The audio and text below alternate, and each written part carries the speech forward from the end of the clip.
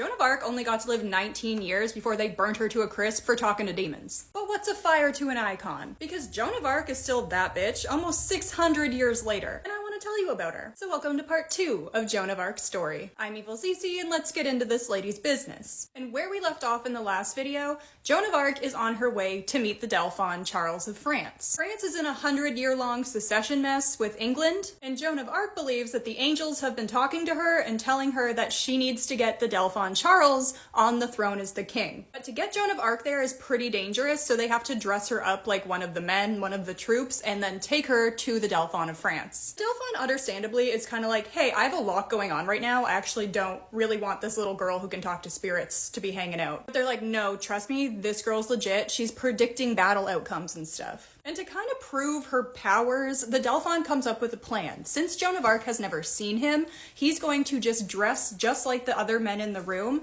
and she's gonna have to pick out which one is the Dauphin. Which should be no problem if she's talking to God, right? Right. Actually, correct. It really does work out that way. She goes in, she immediately identifies him, throws herself at his knees, and is like, God told me you should be the king. And he's like, what else did God say? Oh my god. And he was really impressed with her magical powers, but then he also was kind of concerned because he's like, what if this isn't God, and what if she's a devil witch sent to ruin France? And so they do their version of due diligence, and they send her all around to be manhandled and questioned by a bunch of people to prove that she is in fact talking to God and the spirits and not the devil and his homies. And eventually they all agree that this power is real, that she is talking to interdimensional angels, and that God is giving her IRL updates on the situation. And so they decide to let her lead a battle. And Joan is confident. She's writing a letter to the English, and she's like, hey, just wanted to let you know you're about to get beat by a girl. Hope you die, XOXO. And in that letter, Joan took on the title of Maid to highlight her saintlyhood and purity. And so they set her up with a little battle flag and a suit of armor,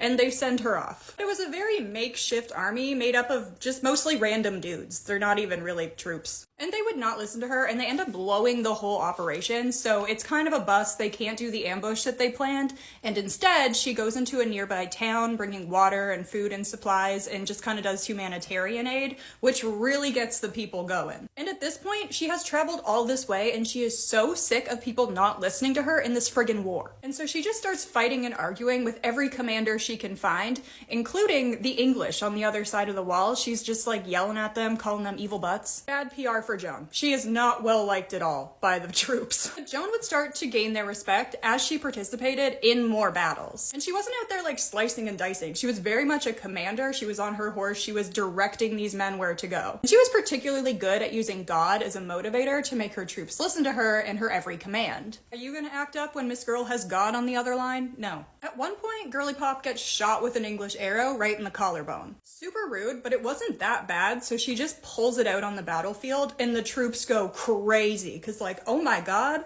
she can't even die. And they're so pumped up by this lady pulling arrows out of her neck that they're motivated enough to capture a very important territory and transit routes. And when she returns, the city is going crazy for the prophecy-fulfilling maiden that's come to save France. She's like Beyonce to these people now. And the battles for important territory would continue, so bridges, holy cities, shit like that. And the battles are really nasty, so she would get injured a few times in these battles, but like she said, she would never die. And the people still believe. They're still Team God Squad. They're never given up. And in just a couple months, Joan's army is able to wipe out huge numbers of English soldiers and take back territory. So I don't know what the fuck those men were doing for 100 years. If they weren't dead, they'd be so embarrassed. But anyway, Joan confers with God real quick and then decides to get back on the main plot of getting the Dauphin Charles crowned king in Reims. Because Reims has the cathedral that all of the French kings are crowned and anointed in. But the only problem with getting Charles to Reims is deep in enemy territory, since France has been really fractured with all the civil unrest. So getting Charles there is actually a really deadly plan, and they hire like 12,000 troops to come protect them on the journey. But don't worry, the trip is successful, they get there fine, Charles gets anointed, and Joan's like standing there giving a thumbs up or whatever she was doing. And everything is going so good, until it's not. Either Joan's luck runs out or God just gives up on her, and she ends up losing a battle near Paris. She gets shot in the leg and left on the battlefield all night long. She was ultimately fine, but her invincible reputation was not. And when you got a whole army very literally living on a prayer, having the immovable force field of God protecting you was kind of important to them. So it is possible that after losing faith, one of her men betrayed her, but regardless of if it's betrayal or bad luck, Joan gets captured. And that brings us up to date with the year 1430. Joan might be captured, but she's got a lot of fight left in her. And if you want to learn more about Joan of Arc's time in captivity, leave me a comment so I can use it for the next video. The funnier the comment, the better chance you have. And I'll see you in the next one for the betrayal of Joan of Arc.